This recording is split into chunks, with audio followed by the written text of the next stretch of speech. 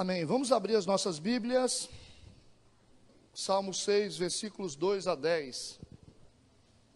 Nós vamos falar sobre o tema como manter a sanidade da alma. Assim diz a palavra do Senhor a partir do versículo 2. Tem misericórdia de mim, Senhor, porque sou fraco. Sara-me, Senhor, porque os meus ossos estão perturbados. Até a minha alma está perturbada. Mas tu, Senhor, até quando? Volta-te, Senhor, livra a minha alma. Salva-me por tua benignidade. Porque na morte não há lembrança de ti. No sepulcro, quem te louvará? Já estou cansado do meu gemido toda a noite. Faço nadar a minha alma na cama. Molho o meu leito com as minhas lágrimas. Já os meus olhos estão consumidos pela mágoa. Tem-se envelhecido por causa de todos os meus inimigos. Apartai-vos de mim todos os que praticais a iniquidade, porque o Senhor já ouviu a voz do meu pranto. O Senhor já ouviu a minha súplica, o Senhor aceitará a minha oração. Envergonhem-se, perturbem-se todos os meus inimigos, tornem atrás, envergonhem-se num momento. Vamos orar? Obrigado, Deus, por mais esse culto, de poder estarmos diante da Tua palavra, que é o nosso alimento. Nós precisamos do Teu Espírito Santo, para nos dar o entendimento. Mostra, Senhor Deus, os Teus caminhos para a nossa vida. Nós consagramos tudo a Ti, em nome de Jesus. Amém. Irmãos, pode sentar no seu lugar. Como manter a sanidade da minha alma? Irmãos, o apóstolo Paulo, ele definiu o ser humano em 3 partes. 1 Tessalonicenses, capítulo 5, versículo 23. Diz assim: E o mesmo Deus de paz vos santifique em tudo, em todo o vosso espírito e alma e corpo. Sejam plenamente conservados irrepreensíveis para a vinda do nosso Senhor Jesus Cristo. Que o mesmo Deus nos santifique em tudo, em todo o nosso espírito, em toda a nossa alma e todo o nosso corpo. E que esses 3 elementos sejam plenamente conservados e irrepreensíveis, ou seja, sadios. Para quê? Para a vinda do nosso Senhor Jesus Cristo. Então está bem definido aqui nesse texto que o homem, ele é corpo, alma e espírito. E agora a gente separa a alma, porque é o nosso tema hoje. A importância da alma. O que é a alma? A alma é a sede das nossas emoções. É onde ficam os nossos sentimentos. Onde fica a alegria, onde fica a angústia, onde fica o medo, a ansiedade.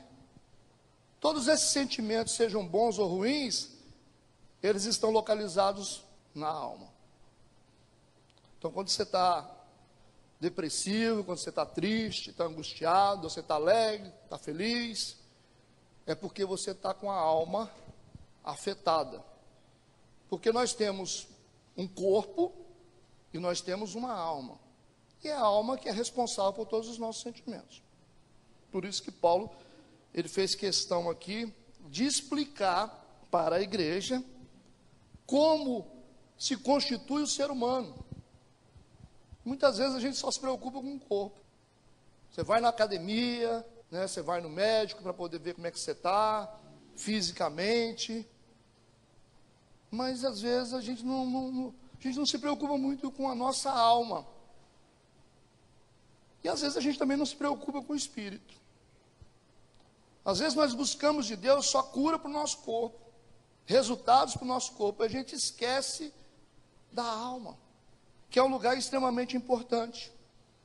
Isso já foi discutido e já é provado que existem doenças psicossomáticas.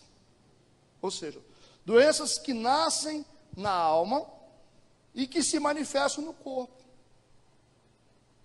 Aí muitas vezes você vai cuidar de uma pessoa, eu não estou dizendo todas as doenças, lógico que não, né, irmãos? Mas muitas doenças são doenças cujas raízes estão na alma. Às vezes a pessoa é angustiada, rancorosa, melancólica. Daqui a pouco o próprio corpo começa a manifestar sintomas por causa da mente da pessoa. Você vê o poder da mente. Então é muito interessante isso. O Salmo 6 aqui que nós lemos, no versículo 2, o salmista disse assim: tem misericórdia de mim, Senhor, porque eu sou fraco. Não está dizendo eu estou fraco, ele está dizendo eu sou fraco. Esse é o momento que o salmista estava vivendo, pode ser o seu momento. Às vezes nós estamos vivendo momentos na nossa vida que a gente começa a falar algumas coisas. E é exatamente isso que ele está sentindo. Ele não está mentindo, ele está dizendo o que está sentindo. Ele está dizendo: tem misericórdia de mim, Senhor, porque eu sou fraco. Essa é uma definição de fraqueza. Alguns se definem assim: eu sou medroso, eu sou covarde, eu sou fracassado. Agora o salmista está dizendo: tem misericórdia de mim, Senhor, porque eu sou fraco. Esse é o sentimento que está na alma do salmista, nesse momento aqui. E ele disse: sara-me, Senhor, sara-me, porque os meus ossos, agora ele vai para o corpo, estão perturbados. Você percebeu? Uma coisa que começa na mente, ou seja, um sentimento ou uma decisão de pensar que é fraco, eu sou fraco. Ele diz: sara-me, Senhor, porque os meus ossos estão perturbados. Você vai ver um monte de salmos na Bíblia que fala sobre essa aflição dos ossos, ou seja, é algo que está somatizando no corpo da pessoa. O corpo começa a ser afetado por causa de algo que você está sentindo na sua alma. Como vocês estão entendendo? Olha como que é interessante se a gente lê Isaías 61, versos de 1 a 4, sobre a obra do Espírito Santo na vida de Jesus. Presta atenção, Isaías 61, versículos de 1 a 4. Observa a definição da obra de Jesus em nosso favor. Ele diz: o Espírito do Senhor Deus está sobre mim, porque o Senhor me ungiu para, vamos lá, pregar boas novas aos mansos, enviou-me a restaurar os contritos de coração. Olha só, olha a obra do Espírito Santo.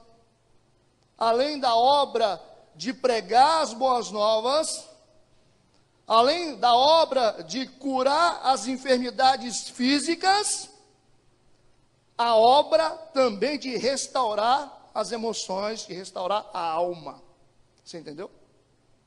E às vezes a gente acha que isso é só trabalho de psicólogo. O Espírito Santo mostra quais são as raízes. Pode ser que aconteceu alguma coisa. Pode ser que você passou por algum tipo de mágoa, alguma ferida que foi aberta em você.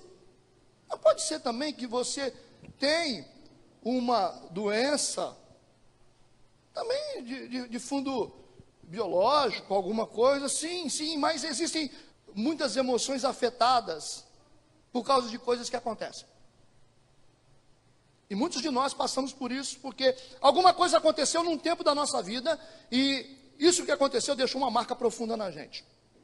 Feriu a nossa alma. E a gente começa a sentir um monte de coisa. E essas coisas começam a contaminar a nossa vida. Mas o Espírito Santo trabalha também nessas raízes, identificando as raízes, mostrando lugares na vida do ser humano que nós não conseguimos enxergar. As zonas escuras da alma, o Espírito Santo mostra. Existem lugares que nós conhecemos, existem lugares que nós conhecemos e as pessoas conhecem, e existem lugares que só Deus conhece. Aí você vai batalhar de todo jeito, você vai em médico, você vai fazer o que você quiser, aí você não consegue resolver, porque existem coisas que estão numa profundidade que você só consegue iluminar com o Espírito Santo. É por isso que Jesus está dizendo: o Espírito do Senhor está sobre mim, porque Ele me ungiu para pregar as boas novas aos mansos, e enviou-me para restaurar os contritos de coração, as pessoas que estão doentes emocionalmente. e a proclamar liberdade àqueles que estão presos, cativos, e dar vista aos cegos, aqueles que estão presos, a visão presa. Versículo 2: e apregoar o ano aceitável do Senhor, o dia da vingança do nosso Deus, a consolar todos os tristes. Alma. Obra do Espírito Santo. Versículo 3: a ordenar acerca dos tristes de Sião, que se lhes dê glória em vez de cinza, em vez de humilhação, em vez de espírito humilhado, mas não aquela humilhação sagrada, que você tem que ser humilde. Está falando de gente que está lá no fundo do poço, abatido. Em vez de cinza, que seja dado óleo de gozo, em vez de tristeza, vestes de louvor, em vez de espírito angustiado. Alma. A fim de que se chamem árvores de justiça. Aí mudou a configuração da pessoa. Sabe, vai mudar, já não é mais espírito angustiado, não é mais vestes de cinza, mas serão chamados de árvores de justiça, plantações do Senhor, para que Ele seja glorificado.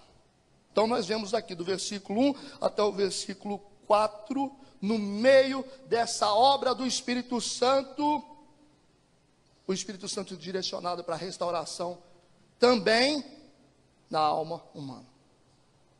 Amém? E nós precisamos entender algumas coisas importantes para manter a nossa alma sã. As pessoas, elas não acreditam no amor de Deus, elas não acreditam no valor que elas têm diante de Deus, elas não acreditam. Elas decidiram pensar de um jeito negativo. E essa forma de pensar que essas pessoas decidiram, escolheram para a vida delas, está definindo a história delas. Porque conforme você pensa, assim será. Então a sua maneira de pensar a respeito de você, a respeito de Deus, pode estar te mantendo num cativeiro. E nós precisamos renovar nossa mente. Nós precisamos aliviar as nossas tensões emocionais com a palavra de Deus, com o Espírito Santo, para que nós possamos nos tornar produtivos na presença de Deus.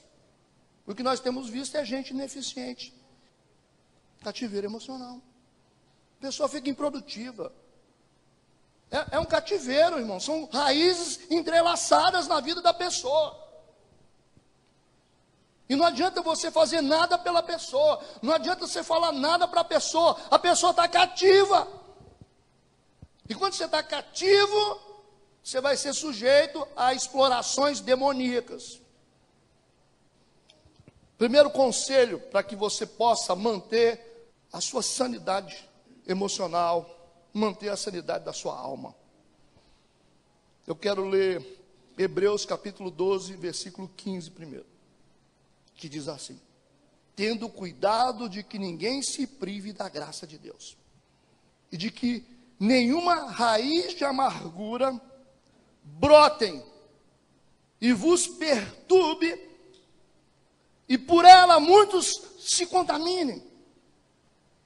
Então o que acontece com a gente? Alguma coisa acontece na nossa vida, e a gente deixa brotar na nossa vida uma raiz de amargura. Começa a crescer. E às vezes começa com um negocinho pequeno, um sentimentozinho, talvez quase ninguém percebe, mas esse negócio vai crescendo. Vai crescendo, vai crescendo. E daqui a pouco você vai se tornar uma pessoa amarga. O que vai acontecer? Você vai ficar perturbado. Você vai ficar uma pessoa perturbada. Tem gente que é perturbada. Tem gente que incomoda. Tem gente que é inquieto. Tem gente que é assim, impraticável. Perturbado. Mas por que está perturbado? Porque deixou a raiz de amargura brotar. Está se privando da graça de Deus, que o escritor está dizendo aqui de Hebreus. E depois que essa raiz de amargura brotar no seu coração, de perturbar você, você vai começar a perturbar os outros. É isso que a Bíblia está dizendo. Muitos vão se contaminar. Porque você vai tentar fazer com que todo mundo comece a sentir o que você está sentindo. Porque toda pessoa amargurada, ela busca conexão com outras pessoas. E aí cria a segunda raiz de amargura. Depois cria a terceira raiz de amargura. E depois a quarta raiz de amargura. E aí nós estamos vivendo dentro de um sistema amargurado. Porque a gente deixou uma raiz crescer. Então o conselho aqui, não dê tempo para que a amargura crie raízes na sua vida. Não dê tempo. Você tem que abortar esse processo. Se alguém te magoou, em algum momento da sua vida, não dê tempo para que essa amargura crie raízes. Porque isso vai perturbar a sua vida em todos os sentidos. E depois você vai começar a perturbar todo mundo e vai contaminar a sua família, os seus filhos, os seus amigos e a sua igreja. Então você precisa abortar esse processo. E o melhor remédio para a gente não permitir que uma raiz de amargura cresça dentro da gente, nós precisamos perdoar as pessoas. Você tem que aprender a perdoar as pessoas. Você tem que aprender a liberar essas pessoas. Quem te fez mal, quem falou mal de você, quem usou você, quem traiu você, quem pisou na bola com você.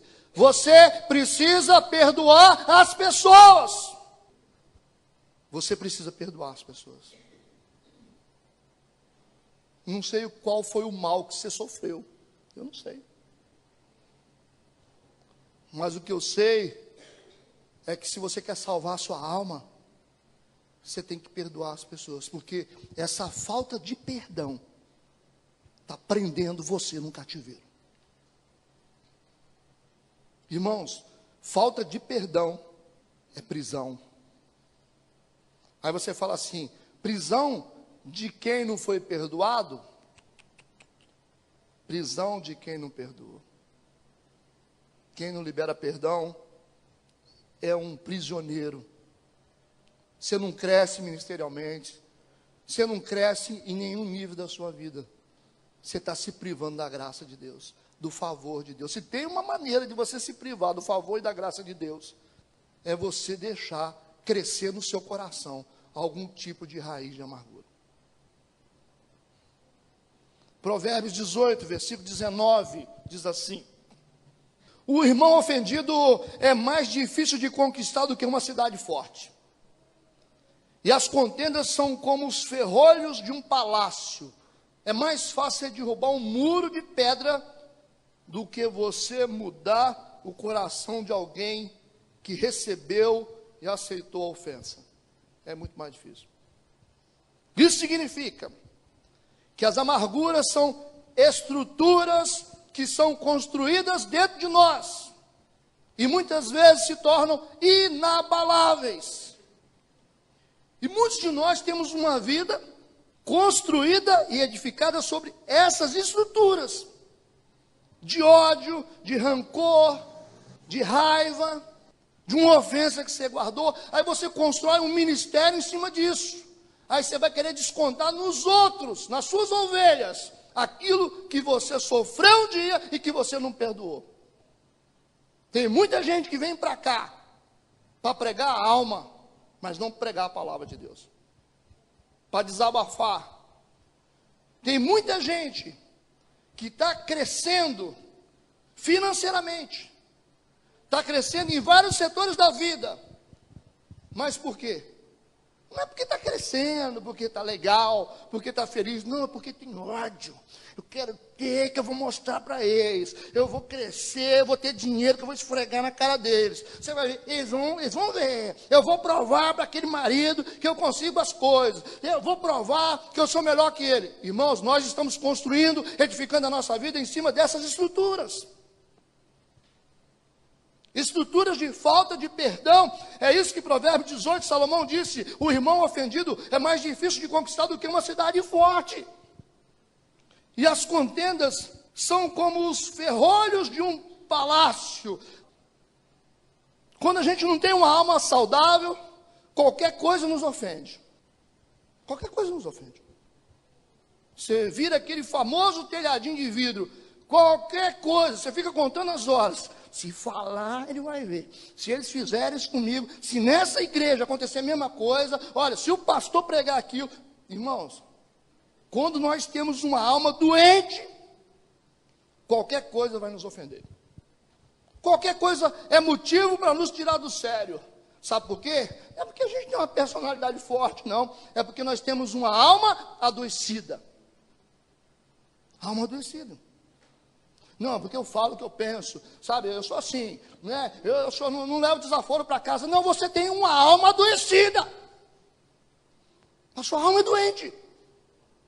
Não é porque você é forte. Você diz, não, porque eu sou uma pessoa assim. Eu sei, ó, se vier, você sabe como é que eu sou. Porque você é uma pessoa doente. É por isso. É doente emocionalmente. Qualquer coisa te ofende. Não dê tempo para que a amargura crie raiz na sua vida. Perdoe as pessoas. Amém? Número 2. Jó capítulo 10, versículo 1. A minha alma tem tédio da minha vida. Eu darei livre curso à minha queixa. Sabe o que é dar livre curso? É quando você abre a torneira e deixa a água descer. Não é livre curso. É quando o trânsito libera. O fluxo é contínuo. Ele está dizendo, darei livre curso à minha queixa. Falarei na amargura da minha alma. O que é dar livre curso? A gente abrir a torneira. A gente vai falando mesmo. A gente vai reclamando, a gente vai murmurando, a gente vai praguejando, a gente vai dando livre curso na nossa queixa, na nossa reclamação, na nossa amargura, no nosso veneno. A gente vai destilando o nosso veneno. É isso que Jó está dizendo. A minha alma tem tédio da minha vida. Por isso eu darei livre curso à minha queixa. Falarei na amargura da minha alma. Segundo conselho, bloqueie as queixas e as murmurações. Fecha a torneira. Fala para o seu irmão, fecha a torneira. Fecha a torneira. Passa super bom na boca. Postura. Do que você ficar reclamando da vida, eu não consigo nada, eu sou a pior pessoa do mundo, ninguém me ama, olha, minha vida não vale nada, eu sou um Zé Ninguém, essa igreja todo mundo tem raiva de mim, que não sei o quê, que a minha vida é isso, eu não consigo fazer isso, nada dá certo para a minha vida. Então, se você quer manter a sanidade da sua alma, bloqueie as queixas e as murmurações, senão você vai ficar doente. Você vai ter que parar de reclamar, parar de murmurar, parar de praguejar, porque senão a sua alma vai ficar doente. Provérbios 18, versículo 7. A boca do tolo é a sua própria destruição, e os seus lábios, um laço para a sua alma. A boca do tolo é a sua própria destruição. Você constrói o seu próprio cativeiro, você constrói a sua própria prisão, você se tranca e seus lábios se tornam o laço da sua alma. Para de murmurar, para de reclamar, para de dizer que você é a pior pessoa do mundo, que você não consegue. Para de dizer que Deus te esqueceu. Amém? Terceiro, Salmo 23, versículos de 1 a 3. O Senhor é o meu pastor. Essa é uma declaração de quem passou pela tribulação e agora está pensando diferente. O Senhor é o meu pastor, nada me faltará. Deitar-me faz em verdes pastos, guia-me mansamente às águas tranquilas. Refrigera a minha alma. Guia-me pelas veredas da justiça, por amor do seu nome. O foco aqui é no versículo 3. Refrigera a minha alma. Refrigera a minha alma. Mas o que ele usa para refrigerar a alma? ele usa a afirmação do versículo 1, que diz: o Senhor é o meu pastor. Se tem uma coisa que refrigera a nossa alma, nos momentos de pressão, exaustão, nós precisamos ser refrigerados. A vida não é fácil, irmãos. Não tem nada fácil. A vida é muito difícil. Viver é muito difícil. E nós precisamos de refrigério na nossa alma. Senão, nós precisamos desse alívio de tensão. Mas a melhor forma de refrigerar a alma é você manter essa consciência do versículo 1, de que o Senhor é o seu pastor. Não importa o que está acontecendo, o Senhor é meu pastor. Nada me faltará. Toda vez que você estiver vivendo os seus piores momentos, eu acho que você não pode esquecer do Salmo 23. Principalmente do versículo 1. E dizer não para as pessoas, porque às vezes você pensa que é para dizer para as pessoas. Você tem que dizer para você mesmo. Nos seus momentos de tensão na vida, sabe, quem precisa ouvir isso é você, porque às vezes você esquece. Então você tem que puxar essa consciência de volta do versículo 1 e lembrar, e não esquecer de que o Senhor é o seu pastor. O Senhor é o nosso pastor. E nada vai nos faltar. Nada vai nos faltar. Amém? Isso vai refrigerar a sua alma. Se você perder essa consciência, aí sua vida sai do controle. Então talvez você está passando uma fase muito difícil hoje.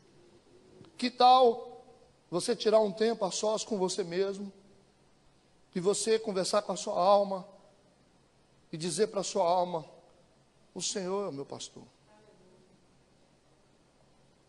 Quando você estiver sozinho, talvez a sua esposa, o seu marido, os seus filhos não vão saber o que você está passando.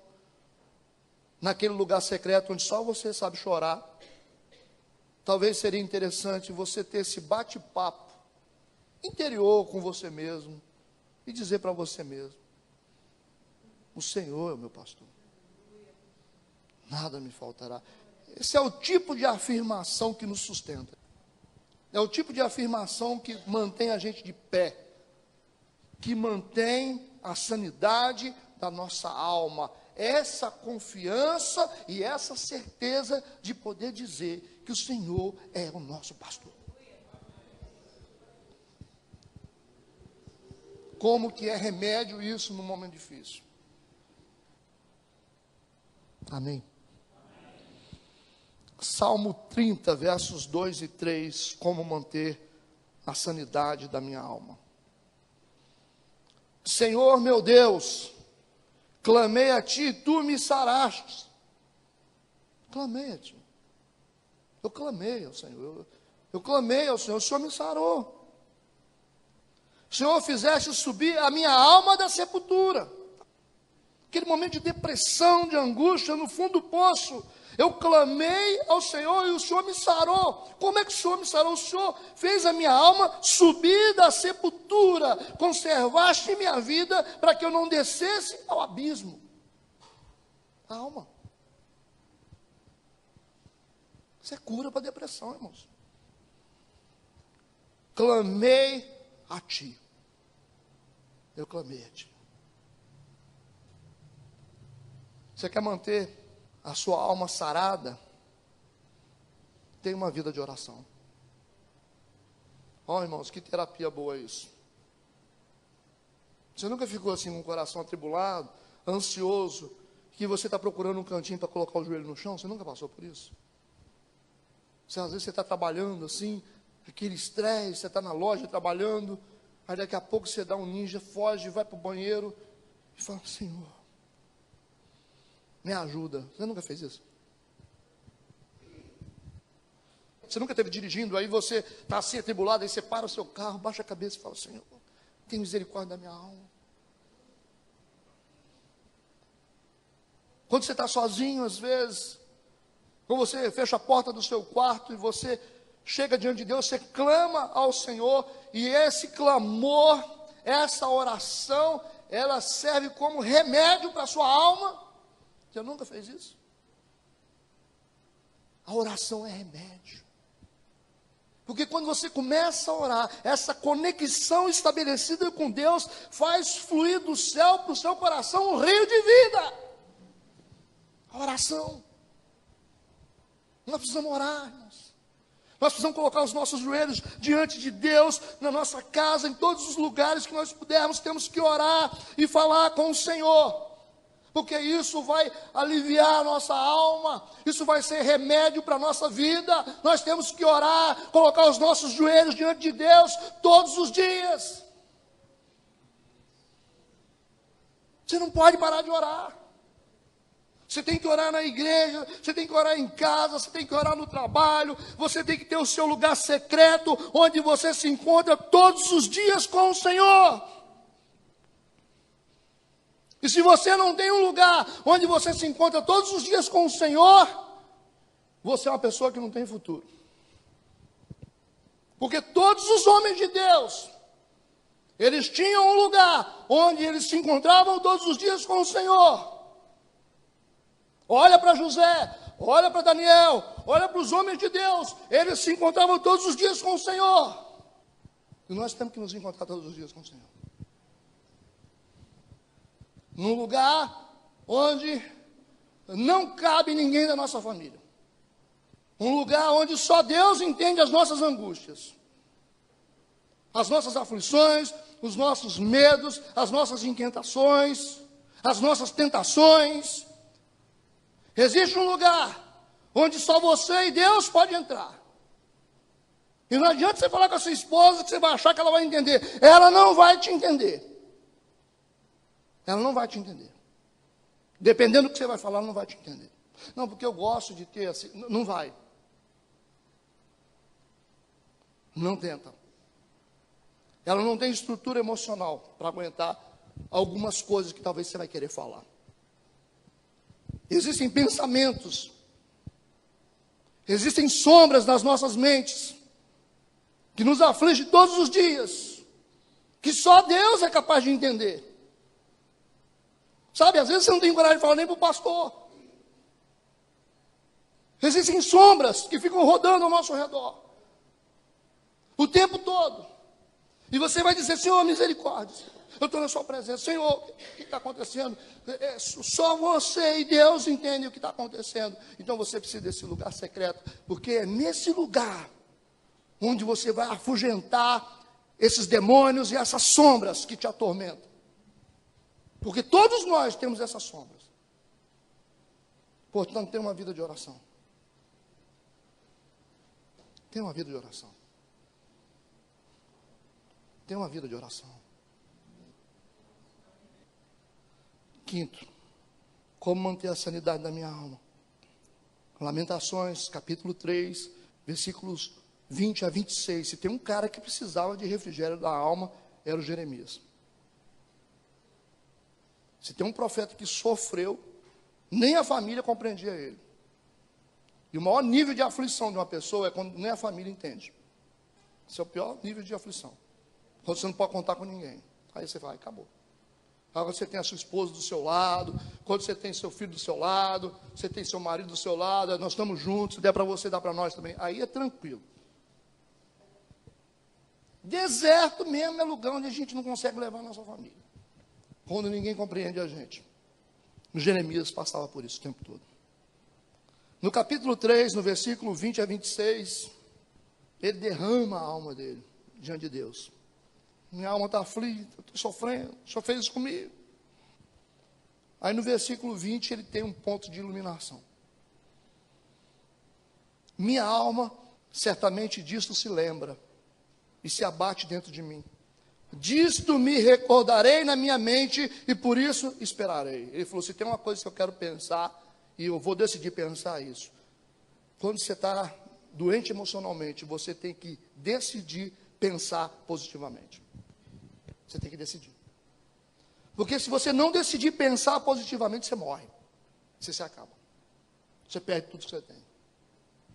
Você tem que decidir pensar positivamente. E ele decidiu. E ele começa a dizer no meio da angústia, versículo 21, disto me recordarei na minha mente e por isso eu esperarei. É isso que eu quero pensar. É isso que eu decido pensar, é isso que eu decido lembrar. Ele vai começar a lembrar de coisas boas. E ele começa a dizer, as misericórdias do Senhor são a causa de não sermos consumidos. Porque as suas misericórdias não têm fim. Ele decidiu lembrar disso. Elas se renovam a cada manhã. Grande é a tua fidelidade. O cara teve que entrar dentro da própria alma e buscar isso lá no fundo. Estava lá no fundo. Porque as coisas boas às vezes ficam escondidas dentro da gente. E as coisas ruins tomam conta da gente.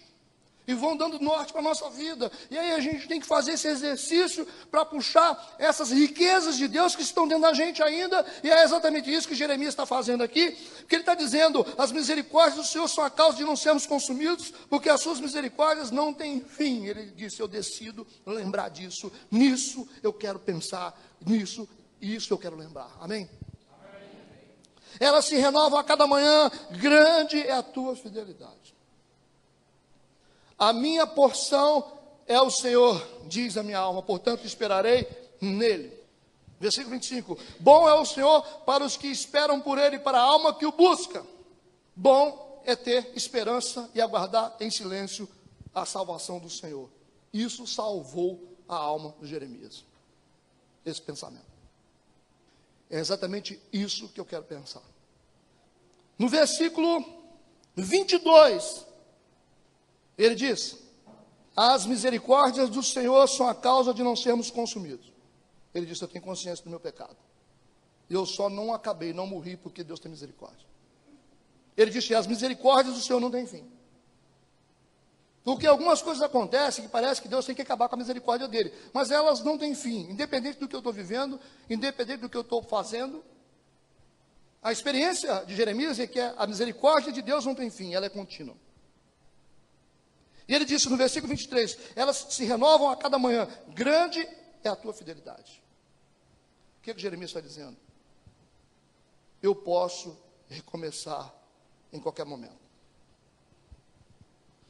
Eu posso recomeçar a qualquer momento. Eu posso me levantar em qualquer momento. Eu posso retomar a minha vida em qualquer momento. Porque as misericórdias do Senhor não têm fim. Não importa o estado da pessoa, não importa a situação da pessoa. As misericórdias do Senhor não têm fim. Elas se renovam a cada manhã. Cada manhã. Todo dia tem misericórdia. Todo dia tem misericórdia dele para a nossa vida.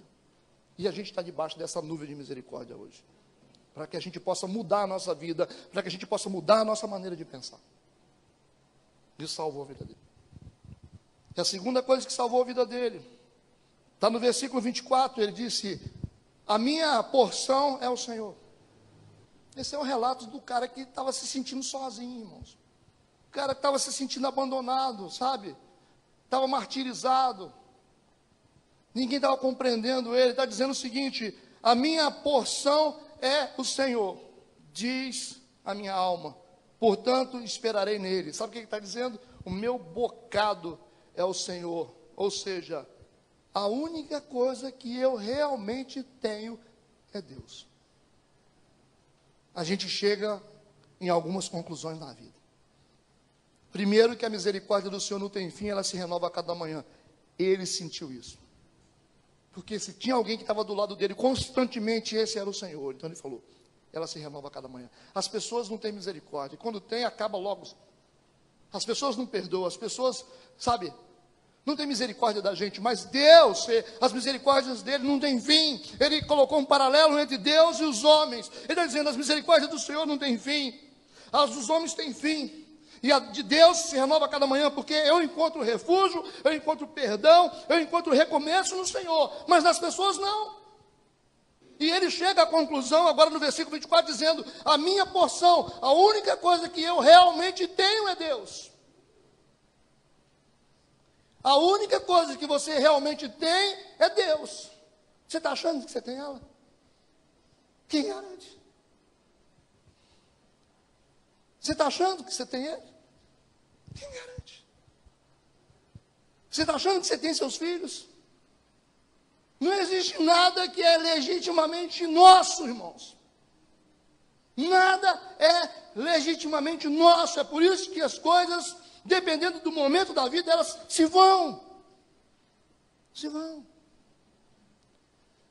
Dependendo da circunstância, as esposas vão. Os maridos vão. Os amigos vão. Os filhos vão. Dependendo da circunstância, os filhos vão. E você fica. Mas tem um que fica. Por isso que Jeremias está dizendo, a única coisa que eu cheguei à conclusão que realmente é minha, que me pertence, que eu posso contar na minha vida, é com Deus. Essa consciência salvou a alma do Jeremias. Como estão entendendo? No versículo 25, tem outra coisa que ajudou ele muito. Ele disse, bom é o Senhor para os que esperam por Ele, para a alma que o busca. Ele está falando, se eu buscar a Deus, eu vou receber de Deus.